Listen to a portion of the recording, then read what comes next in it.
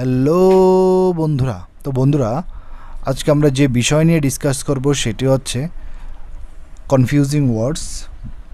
তো ভোকাবুলারির মধ্যে সবথেকে ইম্পর্টেন্ট বিষয়। তো লাস্ট ডেতেও আমরা কনফিউজিং ওয়ার্ড নিয়ে ডিসকাস করেছিলাম। এর আগের ক্লাসে আমরা ওয়ান ওয়ার্ড সাবস্টিটিউশন নিয়ে ডিসকাস করেছি। চলো আজকে তোমাদের জন্য কিছু কনফিউজিং ওয়ার্ড নিয়ে এসেছি।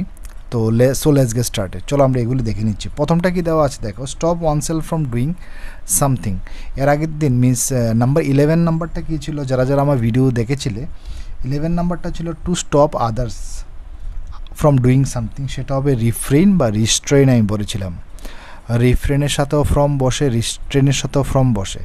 বা এটা বলছে stop oneself from doing something. যদি কেউ নিজেকে নিজে স্টপ করে বা নিজেকে নিজে আটকায়, ধরো কিছু জিনিস, মনে করো আমি একটা এক্সাম্পল দিই তাহলে ইজি লাগবে। যদি ধরো কেউ সিগারেট খায় মনে করো, এবং সে যদি নিজেকে নিজে আটকায় সিগারেট খাওয়া থেকে, তো সেই ক্ষেত্রে আমরা কি ইউজ করব? Abstain form. He abstain himself from taking cigarettes. Yes or no? তো stop oneself from doing something, সেক্ষেত্রে হবে এটা অ্যাবস্টেইন। কী হবে বন্ধুরা? অ্যাবস্টেইন। সেকেন্ডটা দেখো, তো অনেক সময় আমরা যারা পরীক্ষা দিই, তো পরীক্ষার মধ্যে দুটোই অপশান লেখা থাকে, রিফ্রেন আর এটা হচ্ছে অ্যাবস্টেইন। বাট দুটোটার বাংলা মিনিং যদি দেখো দুটোটা সেম, বাট তাদের যে ইউজ এটার মধ্যে অনেকটা ডিফারেন্স রয়েছে। অ্যাবস্টেইন হচ্ছে নিজেকে আটকানো, আর রিফ্রেন বা রিস্ট্রেন হচ্ছে অন্য কাউকে আটকানো। বুঝতে পারছো? Okay, next, to make corrections or alterations to something typically a legal document or law. দেখতে পাচ্ছ সবাই? Typically a legal document or law, সেক্ষেত্রে কোনটা হবে? অ্যামেন্ড হবে নাকি ইমেন্ড হবে? এখানে অনেক স্টুডেন্টরা আমি প্রবলেম দেখেছি যে অ্যামেন্ড হবে না ইমেন্ড হবে সেটা বলতে পারে না। তো মনে রাখবে সবসময় যে যদি কোনো লিগ্যাল ডকুমেন্টের ক্ষেত্রে আমরা কি করি, কোনো কারেকশন করি, তো সেই ক্ষেত্রে হবে কি অ্যামেন্ড। আর ইমেন্ড কখন হবে? যখন ধরো যে কোনো বই হতে পারে, ধরো নতুন একটা বই পাবলিকেশন হচ্ছে, সংস্করণ হচ্ছে, এবং সেই বুকসের মধ্যে যখন আমরা প্রুফ রিডিং করি, যদি কোনো ভুল থাকে সেটাকে ঠিক করি, তো সেক্ষেত্রে ইমেন্ড বলা হয়। যদি জেনারেল যদি বলি। আর অ্যামেন্ড হচ্ছে যদি কোনো লিগ্যাল ডকুমেন্টকে আমরা কি করি, সঠিক করি, সেক্ষেত্রে আমরা অ্যামেন্ড ইউজ করি। আর ইমেন্ড হচ্ছে নর্মাল। আমরা দেখবো এখানে দেখো লেখা আছে to remove the mistakes in written material for publishing. তো সেক্ষেত্রে হয়ে যাবে কি ইমেন্ড। যদি কোনো মিস্টেককে আমরা রিমুভ করি সেক্ষেত্রে হবে ইমেন্ড। আর লিগ্যাল ডকুমেন্টকে যদি আমরা কারেকশন করি, ঠিক আছে, সেক্ষেত্রে হবে অ্যামেন্ড। ঠিক আছে কি না? মানে কি সংশোধন করা। দুটোটার বাংলায় সংশোধন করা, বাট আমরা বুঝতে পারি না কখন কোনটা ইউজ হবে, তার জন্য তোমাদেরকে বলে দিলাম। নেক্সট দেখো, a persistent dull pain in the specific part of the body. এখানের মধ্যে হার্ট, পেইন, ডলার, এক। দেখো এখানের মধ্যে বন্ধুরা এক, পেইন, হার্ট সবগুলি বাংলা মিনিং সেম, বাট আমাদের বুঝতে হবে কখন কোনটা আমরা ব্যবহার করি।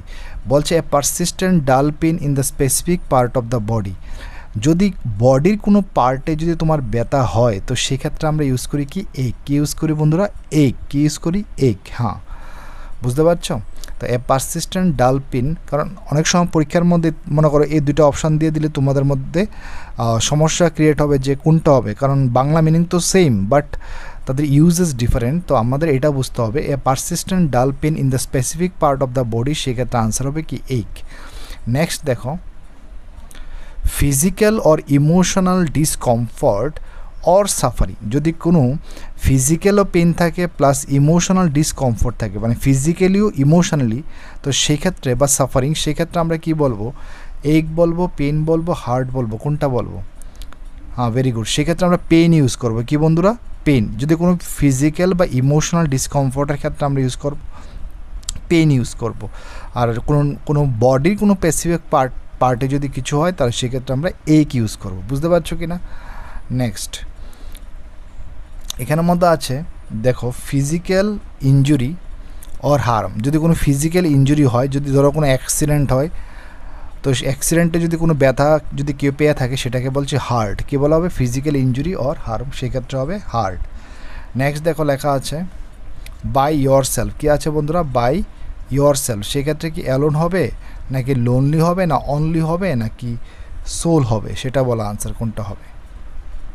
হ্যাঁ, বাই ইয়োর সেলফ। দেখো লোনলিও মানে কি, হ্যাঁ তোমরা জানো, অনলিও মানে জানো, অ্যালোনও মানে জানো, কিন্তু পরীক্ষার মধ্যে অ্যালোন আর লোনলি দুটো অপশান তোমাকে দিয়ে দেবে, ঠিক আছে? তো সেক্ষেত্রে তোমাদের কোনটা আনসার হবে এখন তোমরা বলো।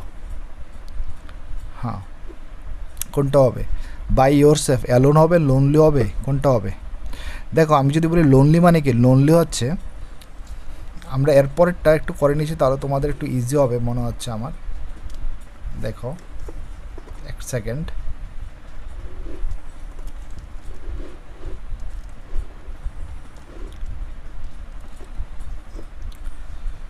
ওয়ান মিনিট বন্ধুরা।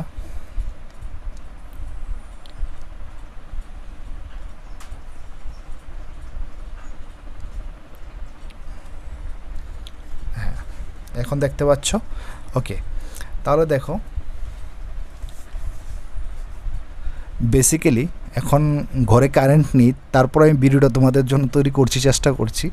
ওকে, দেখো এখানের মধ্যে স্যাড অ্যান্ড আইসোলেটেড, এখানে দেখো স্যাড অ্যান্ড আইসোলেটেড, তো এটার আনসারটা কী হবে? স্যাড এবং আইসোলেটেড। এখানে হচ্ছে বাই ইয়োর সেলফ। লোনলি মানে হচ্ছে যদি ধরো তুমি উদাস, মিস আপসেট এবং তুমি একা, সেই ক্ষেত্রে আমরা ইউজ করব লোনলি। কী ইউজ করবো বন্ধুরা? লোনলি।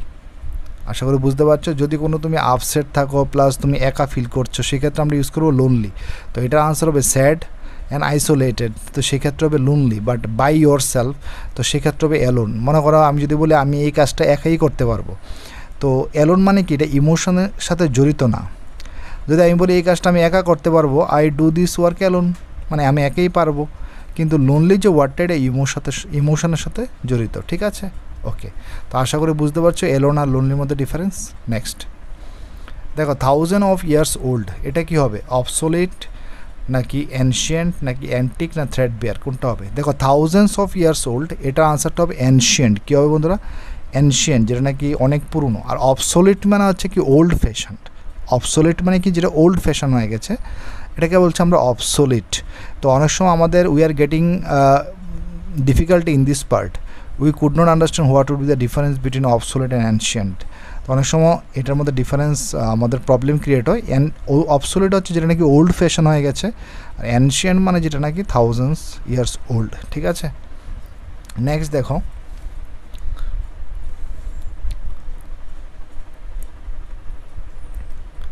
ওকে, নেক্সট দেখো বন্ধুরা, and old object or item that is, কি লেখা আছে? Valuable its age. অবসোলিট হবে নাকি থ্রেড বেয়ার হবে না অ্যানশিয়েন্ট হবে না অ্যান্টিক হবে? দেখো অ্যানশিয়েন্ট হচ্ছে অ্যাডজেক্টিভ ফর্ম, আর অ্যান্টিক হচ্ছে মিনস নাউন ফর্ম। অ্যান্টিক কথার অর্থ হচ্ছে মানে পুরনো কোনো বস্তু। তো সেক্ষেত্রে an old object or item that is valuable its age, এটা হবে অ্যান্টিক হয়ে যাবে আনসার। রিয়েক্ট অরেলি, এটা কি রেসপন্ড হবে নাকি রিপ্লাই হবে না আনসার হবে না মিনস রেপ্লিকেট হবে, কোনটা হবে? রিয়েক্ট অরেলি। দেখো আমি বলে দিচ্ছি তোমাদের একটু, আনসার কথার অর্থ হচ্ছে কি, যেমন the subscriber your calling is not answering, that means যদি কোনো তুমি উত্তর দাও, মুখে যদি কোনো উত্তর দাও, যদি তুমি মুখে যদি উত্তর দাও, সেক্ষেত্রে আমরা বলি কি অ্যান্সার। কি বলি বন্ধুরা? অ্যান্সার। আর রিপ্লাই মানে হচ্ছে কোনো রিটেন ডকুমেন্ট, মানে রিটেন কমিউনিকেশন, মানে তুমি যদি কোনো কিছু লিখে উত্তর দাও, সেটা হচ্ছে কি রিপ্লাই দেওয়া। আর রেসপন্ড মানে হচ্ছে এটা ফিজিক্যাল হবে। যদি ধরো একটা বাচ্চা, হ্যাঁ, তাকে যদি তুমি গুদগুদানি দাও, তাহলে দেখবে সে স্মাইল দেবে, ইয়েস অর নো, তো ও রেসপন্ড করবে, সেক্ষেত্রে কী বলবো? রেসপন্ড করছে। তো এটা হচ্ছে ডিফারেন্স। তো এখানে হচ্ছে রিয়াক্ট অরেলি, সেটার আনসার কী হবে? আনসার। নেক্সট লাস্ট যেটা রয়েছে বন্ধুরা, এটা হচ্ছে দেখো react through written statement. React through written statement, এটার আনসার কী হবে? রেসপন্ড হবে নাকি রিপ্লাই হবে না আনসার হবে না রেপ্লিকেট হবে, কোনটা? যদি কোনো রিয়্যাক্ট করো তুমি, রিয়্যাক্ট থ্রু রিটেন স্টেটমেন্ট, তাহলে কী হবে? তোমরা নিজেরা বলো বলো বলো। হ্যাঁ, রিপ্লাই হবে। কী হবে? রিপ্লাই হবে। তো বন্ধুরা, তো আমরা এখান থেকে অনেক কিছু শিখতে পারলাম কনফিউজিং ওয়ার্ড। তো লাস্ট ডেতে আমরা পড়েছিলাম অনেকগুলি, প্রায় 11টার মতো। তো আজকে আমরা এতটুকু পর্যন্ত পড়লাম। তো যদি ভিডিওটি তোমাদের প্রত্যেকের ভালো লাগে, তাহলে অবশ্যই তোমরা লাইক করবে, সাবস্ক্রাইব করবে এবং প্রত্যেকের সাথে শেয়ার করে দেবে। এবং নতুন নতুন ভিডিও আমি এখানে আপলোড করব। তো অবশ্যই তোমরা কনফিউজিং ওয়ার্ড শিখতে থাকো, one word substitution, phrasal verb, idioms and phrase, synonyms, antonyms, synonyms, প্রত্যেকটা ভিডিও আমি নিয়ে আসব। তো বন্ধুরা, যদি আমার ভিডিওটি ভালো লাগে তাহলে অবশ্যই লাইক, সাবস্ক্রাইব এবং শেয়ার করে দিও। Thank you.